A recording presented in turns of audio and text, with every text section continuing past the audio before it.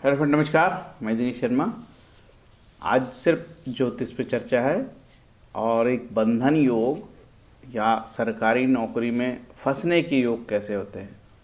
ज़्यादातर बहुत सारी कुंडली आजकल आ रही है कि जातक सरकारी नौकरी में एसीबी लोकायुक्त यूडब्ल्यू के माध्यम से ट्रैप में लग गया और उसकी नौकरी लग गई। और ट्रैप केस में क्या होता है कि सज़ा हो जाती है। जनरली ऐसे मामलों में 95% कन्विक्शन का रेट है।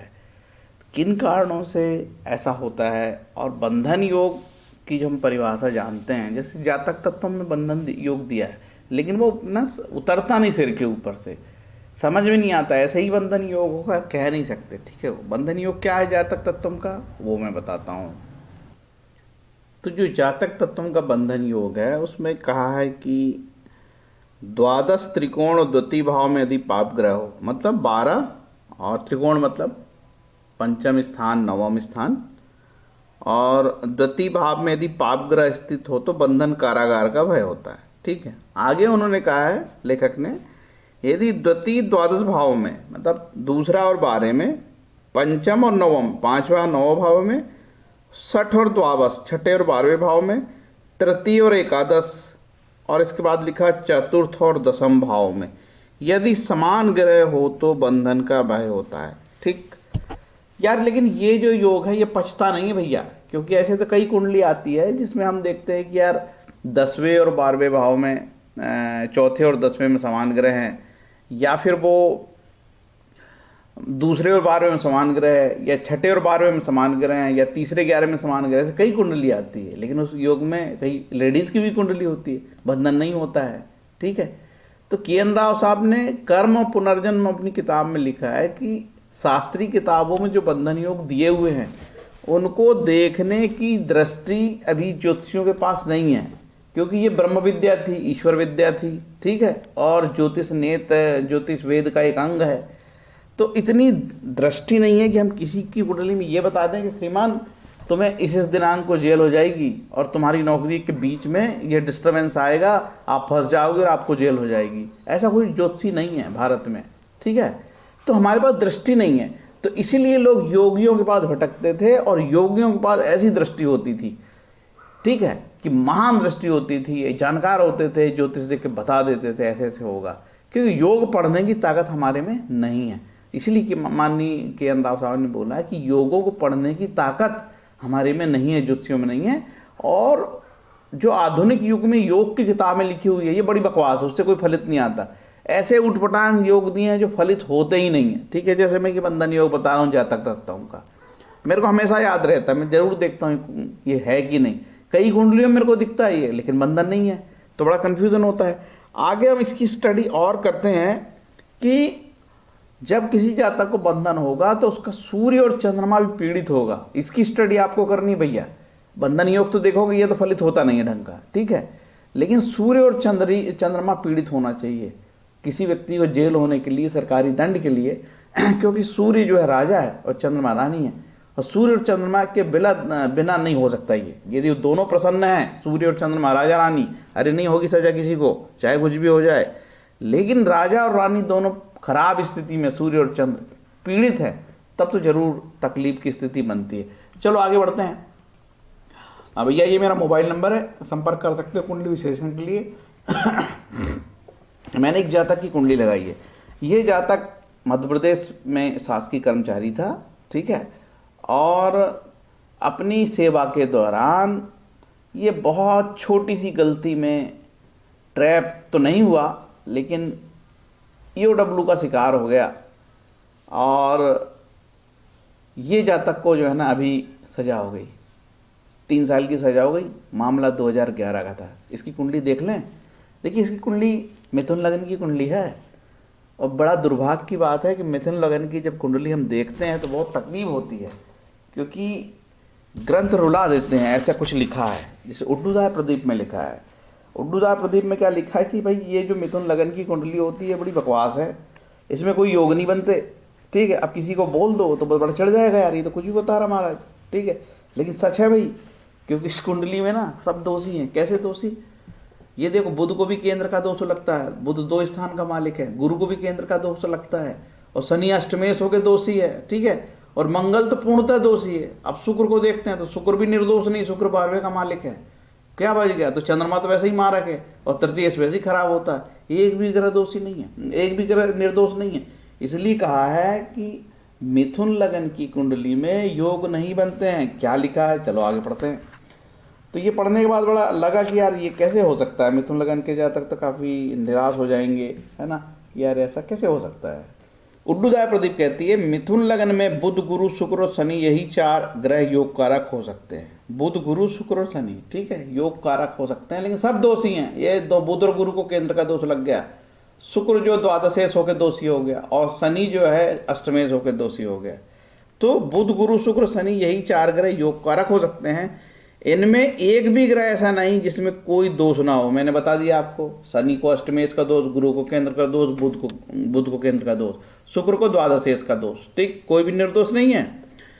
इनमें से एक भी ग्रह ऐसा नहीं जिसमें कोई दोष ना हो। इसलिए इस कुंडली में एक भी सर्वश्रेष्ठ अति उत्तम योग नहीं बनता, मध्यम हल्के योग बनते हैं।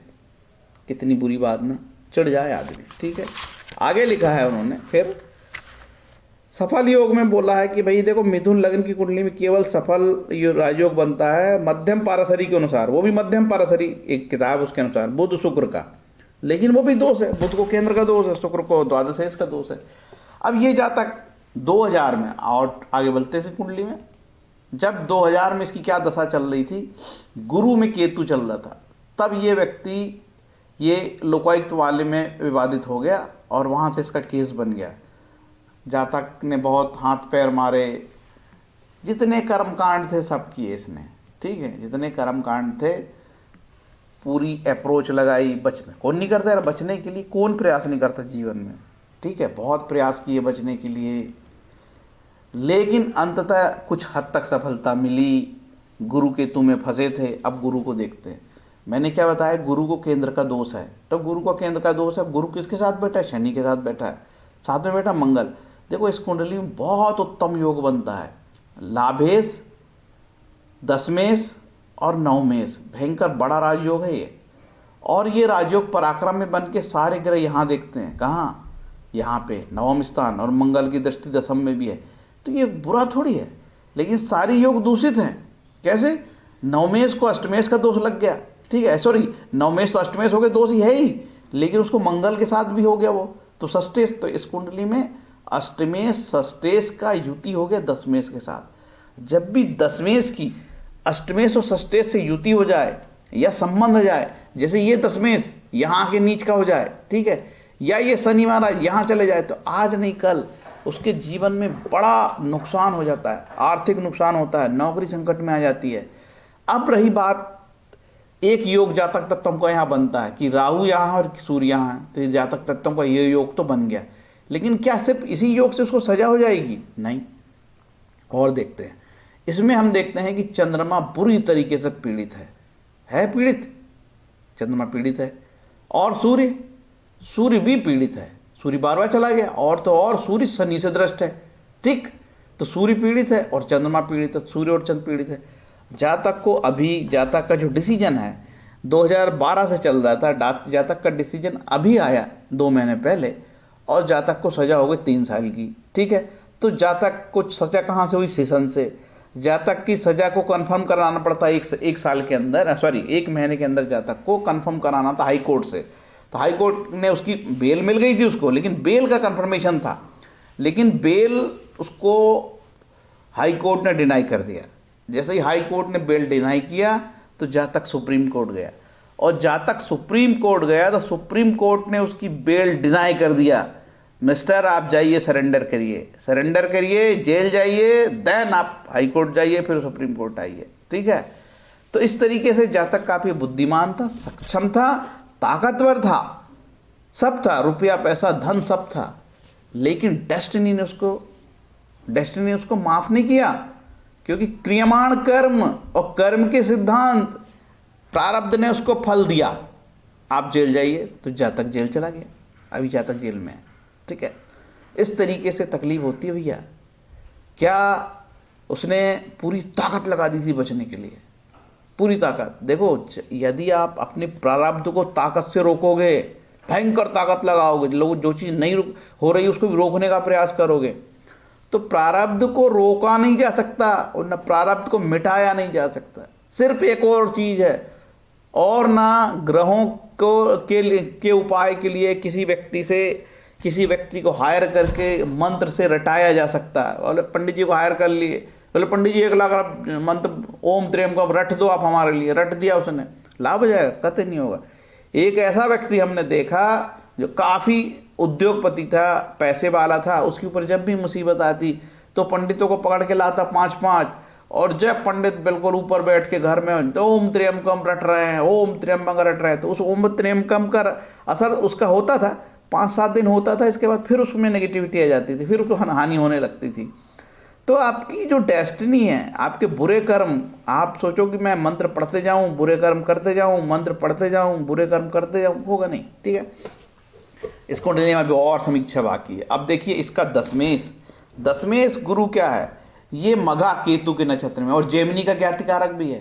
ठीक है, जेमिनी में ज्ञातिकारक जो है 6, 8वें की तरह काम करते हैं, किरण राव साहब ने लिखा है। और ये ज्ञातिकारक तो मैंने बहुत रिजल्ट देखा है, क्योंकि जब हम फलित बताते हैं, सभी लोगों को ऐसा डरावना बता देंगे तो यार वो चिढ़ने लगेगा। हमें उसे राव साहब ने कहा, आपने किसी के बारे में गंदी भविष्यवाणी का ठेका ले रखा है क्या? किसी गंदी वाली भविष्यवाणी मत करो, उसे कोई बहादुरी नहीं मिलेगी। ठीक है, आपको मालूम है कि इसका मघा नक्षत्र में केतु जेमिनी का है, ज्ञातिकारक है, हानि दे सकता है, लेकिन उसका मनोबल टूटेगा, बहुत नुकसान होगा उसका, इसलिए गंदी भविष्यवाणी करने से बचना चाहिए। अब इस कुंडली में देखो, इसके ये योग हैं, इस तरीके से ये योग है जो राजयोगकारी है, 9वें 10वें लाभेश की राजयोगकारी है, लेकिन ये दूषित योग है। दूषित योग होने के कारण ये फलित नहीं हो पा रहा, इसका राजयोग फेल हो गया। यहाँ पे इतने अच्छे योग होने के कारण मंगल ने सब पूरा दूषित कर दिया, और अष्टमेश शनि हो गया, और गुरु महाराज को केंद्र का दोष लग गया, और तो और गुरु की दशा में सब हुआ। गुरु इस कुंडली में क्या है, गुरु इस कुंडली में सप्तमेश है। तो जो द्विस्वभाव लग्नों में, द्विस्वभाव लग्न 3, 6, 9, 12 में सप्तम भाव की जो राशि होती है वो बाधकेश होती है। बाधकेश के साथ अष्टम मांदी भी बैठा है। तो जातक परिजात कहती है कोई भी ग्रह बाधकेश तब होगा जब मांदी से उसका कनेक्शन हो, या मांदी से किसी तरह से रिलेशन बनाता हो। तो यहाँ गुरु के साथ मांदी भी है, तो गुरु टोटल बाधकेश हो गया, और बाधकेश होकर उसने गुरु केतु में काफ़ी नुकसान पहुंचाया। अब गुरु केतु में उस समय क्या था, केतु देखो धनिष्ठा नक्षत्र में था, और जो है ये 8वें भाव में था। किस तरीके से घटना घटित होती है ये कह नहीं सकते। 8वें भाव क्या रिजल्ट देते हैं, 8वें भाव आपके प्रारब्ध को एक्टिवेट करते हैं। क्या करते हैं, बहुत बुरे से बुरे जो प्रारब्ध को एक्टिवेट कर देते हैं आपके, और निश्चित रूप से जीविका पे भी अटैक करते हैं। इस कलयुग में सबसे ज़्यादा खतरनाक क्या है, जीविका पे अटैक। ठीक है, अब हम थोड़ा और आगे चलते हैं। इस कुंडली में हमको और क्या मिला भैया, इस कुंडली में हमने ये देखा कि D10 का लग्नेश भी नीच का है, ये D10 है, D10 का लग्नेश नीच का मिला, और तो और D10 में भी चंद्रमा पीड़ित मिला, और तो और सूर्य D10 में भी सूर्य पीड़ित मिला। ठीक है, एक उम्मीद है यार इस कुंडली में, D10 का शुक्र उच्च का है मंगल, तो हो सकता है कि फाइनली कोर्ट का कोई डिसीजन हो और ये जातक को पुनः नौकरी मिल जाए। तो एक आशा बची इस कुंडली में, एकमात्र आशा। ठीक है, और दूसरी आशा क्या बची है, दूसरी आशा ये बची है कि इस कुंडली में है राजयोग। ठीक है, गुरु मंगल शनि सब ये राजयोग बनाते हैं। तो हो सकता है कि कुछ समय तक ये शनि महाराज, अभी क्या दशा चल रही है अभी बता दूं, अभी सब जब जो इतनी सारी घटना हुई तो अभी इसको शनि में ही हुआ, टोटल शनि चल रहा है। ठीक है, शनि में इसको क्या हुआ, अब एक सूत्र और बताता हूँ। शनि में ये हुआ, सजा का प्रावधान हो गया इसको।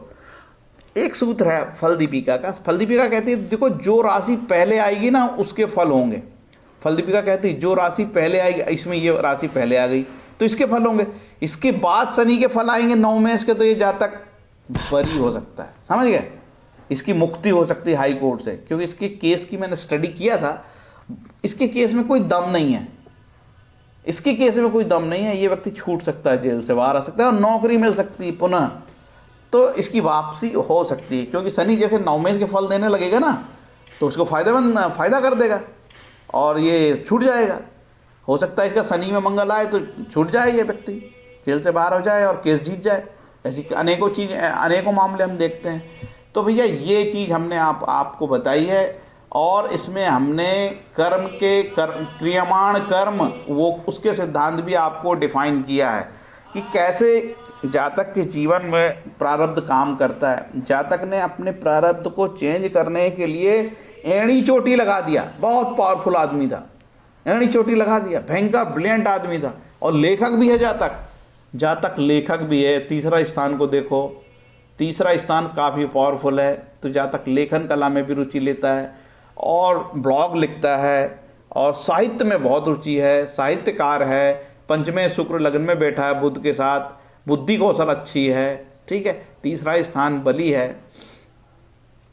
तो जातक जो है अपना लेखन कला में भी माहिर है। तो इस तरीके से जातक ने अपने प्रारब्ध को से बचने का बहुत प्रयास किया, लेकिन प्रारब्ध मिटता है क्या? देखिए, प्रारब्ध पे तुलसीदास जी कहते हैं, तुलसी जैसी भवितव्यता तैसी मिली सहाय, आपुनु आवही ताही पाही ताही तहा ले आई। मतलब क्या है इसका अर्थ? जो होना निश्चित हो वहाँ आपका प्रारब्ध आपको घसीटते हुए ले जाएगा, या तो घसीटते हुए आपके पास चला आएगा, और किसी भी तरह आपको प्रारब्ध फल देकर ही आपका पीछा छोड़ेगा। अब ये एक महाभारत का एक संवाद में पढ़ता हूँ, धर्म और अधर्म का ज्ञान होने पर भी अंतःकरण में पड़ी हुई कामना और वासना प्रारब्ध भोगने के लिए बुद्धि को उल्टी विपरीत घुमा देती है। ये कामना और वासना ये मिलके अपने प्रारब्ध जो बचा हुआ है उसको अंततः बुद्धि को घुमा देती है। धर्म और अधर्म का ज्ञान होने पर भी जहाँ तक हाईली इंटेलिजेंट होते हैं, जो बड़ी बड़ी मामले में फंस जाते हैं, ये बुद्धि से भरे हुए रहते हैं, बुद्धि ईश्वर इनको बहुत देती है, लेकिन कामना और वासना ले जाती है, घसीटती है इसको प्रारब्ध की ओर, और बुद्धि को विपरीत कर देते हैं और गलत काम करके फंस जाते हैं। अब रामचरितमानस से एक बात और आपको बताते हैं कि सुनहु भरत भावी प्रबल बिलकी, कहेहु मुनिनाथ, हानि लाभ जीवन मरण जस अपजस विधि हाथ। हानि लाभ जीवन मरण यश अपयश यह सब ही प्रारब्ध के वश है। हानि होना या लाभ, जीवन होना या मरण, यश मिलना या अपयश मिलना, यह सब प्रारब्ध में ही निश्चित हुआ है, उसके मुताबिक बनता है। हानि लाभ जीवन मरण जस अपजस विधि हाथ, ये सब विधि के हाथ में है, ठीक है। तो इसके बाद हम लोग क्या करते हैं, हमारा कलयुगी मन है, मोह माया से हम लोग दूषित हैं, और मोह माया हमारे में भरा हुआ है, प्रारब्ध के भोग है। इसके बाद भी हम लोग बहुत सारे उपाय करते हैं। आपने देखा होगा कि ज्योतिष की दुनिया में तो तरह तरह के तमाशे आप होते हैं।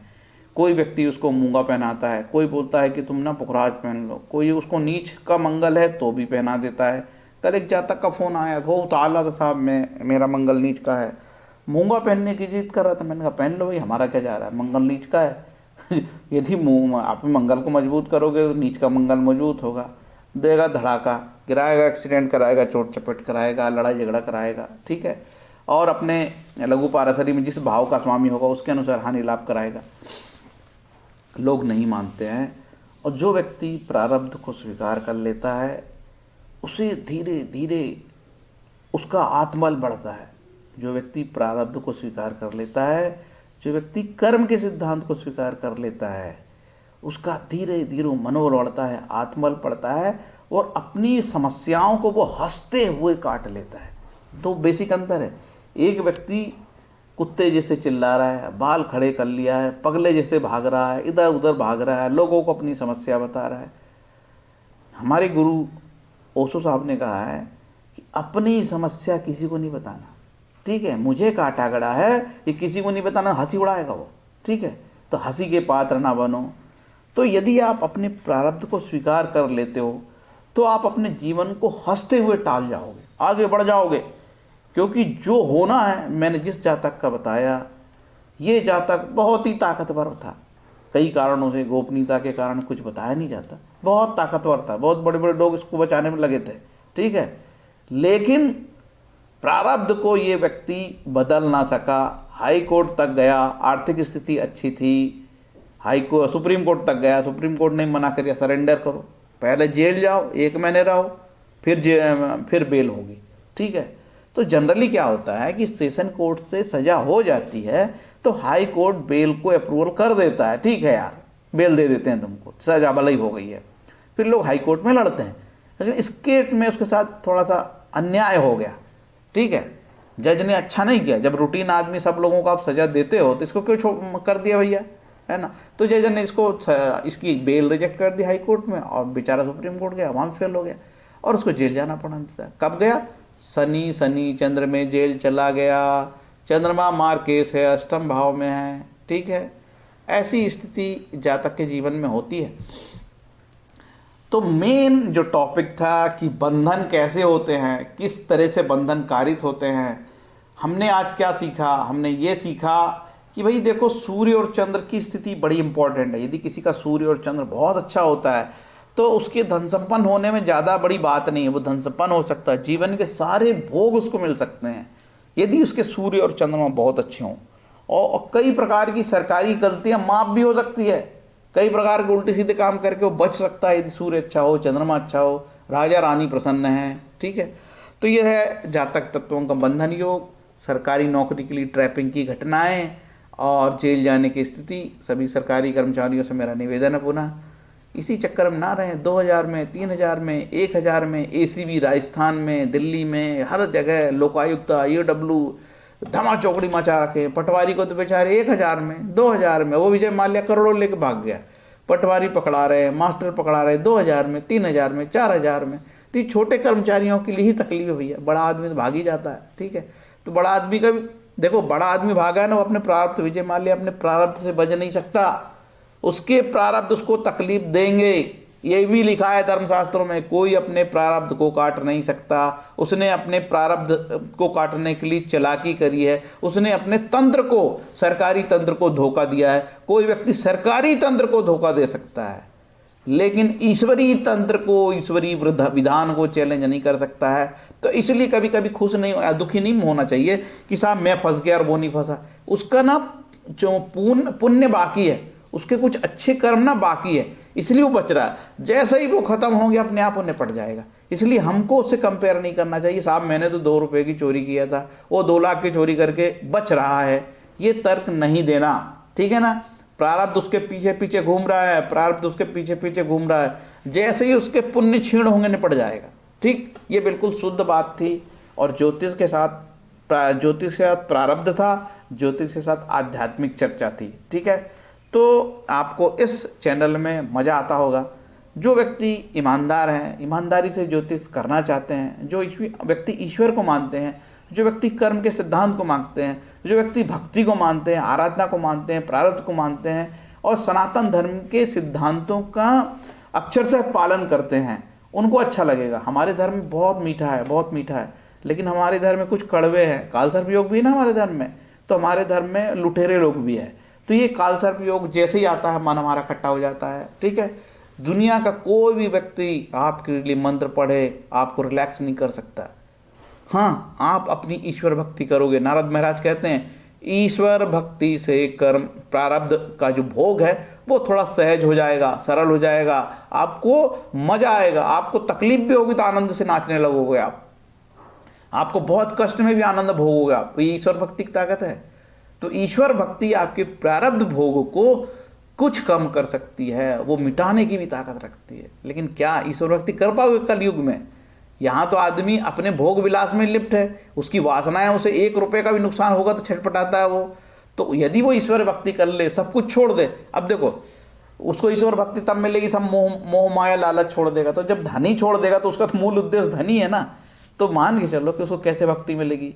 कोई व्यक्ति देखो, अब श्रीमद् भागवत में बोला है कि यदि मैं किसी को भक्ति देता हूं तो उसको पूर्णतः बर्बाद कर देता हूं। ये बात चीज़ बोलने में तो अच्छी लगती है यार, लेकिन व्यवहारिक नहीं है कि उसका सब कुछ तबाह हो जाए, उसकी नौकरी चले जाए, वो जेल में चले जाए, पूर्णतः बर्बाद हो जाए, बीवी बाल बच्चे सब मर जाएं, फैक्ट्री में आग लग जाए और बोले अरे भगवान तुमको बुला रहा है। तो ये बात बोलने में अच्छी नहीं लगती, व्यवहार में अच्छी नहीं लगती, केवल किताबों में ही शोभा देती है। ठीक है, लेकिन सत्य है कि व्यक्ति किसी भगवान यदि सबको सब कुछ छीन लेता है, सड़क पे ला देता है, तो श्रीमद् भागवत कहती है कि भगवान उसको बुला रहे हैं तो उसकी भक्ति में लगो। लेकिन व्यवहार में ये, व्यवहारिक जीवन में ये जो उक्तियाँ हैं, ये श्लोक है श्रीमद् भागवत को 10वें स्कंद में दिया है ये, लेकिन ये व्यवहारिक जीवन में अच्छा नहीं है, हमको अच्छा नहीं लगता। हमारी बात कोई बोलेगा ये आदमी पागल है और दूसरे को भी पागल समझता है, ठीक है, ये ज्योतिषी पागल है, ये दूसरे को भी पागल समझने की इसने बेवकूफ़ी किया है। लेकिन सत्य बहुत कड़वा है। प्रारब्ध ऐसी चीज़ है जिसको, प्रारब्ध को मिटाया नहीं जा सकता। मेट ही नहीं भाई, प्रारब्ध मेट ही नहीं, मिटा नहीं सकते। तो रामचरितमानस में ये प्रारब्ध है, दैव है, कहीं प्रारब्ध बोलते हैं, कहीं दैव बोलते हैं। बंगाल में इसको भावितव्य बोलते हैं और अंग्रेजी में डेस्टिनी बोलते हैं। बड़ा मजा है यार, ठीक है। और प्रारब्ध में बहुत सारी चीज़ें हैं हमारी। धीरे धीरे प्रारब्ध में काफ़ी मेरे लिटरेचर में काम कर रहा हूँ। लोग परेशान होकर बोलते हैं मेरे साथ ही ऐसा क्यों हुआ, ठीक है। तो प्रारब्ध पे अपना काम चल रहा है, काफ़ी अच्छी मेरी पढ़ाई चल रही प्रारब्ध को लेके। आगे प्रारब्ध को लेके और स्पेशल लेक्चर होंगे और एक दो जो वीडियो होंगे वो प्रारब्ध पे होंगे, ठीक है। और आपको ये भी बताया जाएगा कि एस्ट्रोलॉजर ये जो बता रहा है यूट्यूबर, ये कहाँ से पढ़ा है, क्योंकि आपको स्रोत बताना बहुत ज़रूरी है यार, ठीक है। आपको हम ना आत्मनिर्भर भारत बनाना चाहते हैं, ठीक है, आत्मनिर्भर बनाना चाहते हैं। ये नहीं कि आप हमारे वीडियो देखो साहब, हमारे पीछे लगे रहो। अरे आप किताब ला के पढ़ लो। दिनेश शर्मा तो ऐसे 50 वीडियो बनाते रहे, आप किताब ला के पढ़ो, आप भी वीडियो बनाना, ठीक है। तो प्रचार प्रसार करो। हम आपको गुलाम नहीं बनाना चाहते, हम आपको ये नहीं कहते कि हमारा ही वीडियो देखो साहब, सबके देखो। तो ये वीडियो छोटा सा था और आपको उम्मीद है कि ये छोटा सा प्रयास अच्छा लगेगा, ठीक है। ये हमने एक छोटा सा प्रयास किए हैं। उम्मीद है कि ये वीडियो बंधन योग, अच्छा ये बंधन मैंने क्या बोला कि ये बंधन मैंने सिर्फ सरकारी का नहीं होता भैया, प्राइवेट लोगों का भी बंधन होता है। प्राइवेट व्यक्ति भी जेल में जाते हैं, ठीक है। तो उनकी प्रक्रिया अलग होती है। प्राइवेट व्यक्ति जाता है तो उसका कोई धंधा एक दिन में नहीं बंद हो जाता, लेकिन सरकारी कर्मचारी तो 48 घंटे जेल में रहता है, निरुद्ध रहता है 48 घंटे। तो सरकार उसको निलंबित कर देती है, विभागीय जांच होती है, बहाल नहीं होता वो, चालान पुटअप हो तो जेल चले जाता है, नौकरी चले जाती है चालान पुटअप हो। तो ये सरकारी कर्मचारियों के अलग मरने हैं, ठीक है। प्राइवेट कर्मचारी, तो प्राइवेट व्यक्ति जो है ना ढेरों अपराध करते रहते हैं, उसको कोई डर नहीं रहता है, क्योंकि सरकारी सिविल सेवा आचरण नियम के, वो सिविल सेवा कंडक्ट रूल के दायरे में रहते हैं। इसलिए बेचारे चीटी मारने के लिए भी वो अपराधी होते हैं। चीटी मारा तो मारा, क्यों मारा, ठीक है।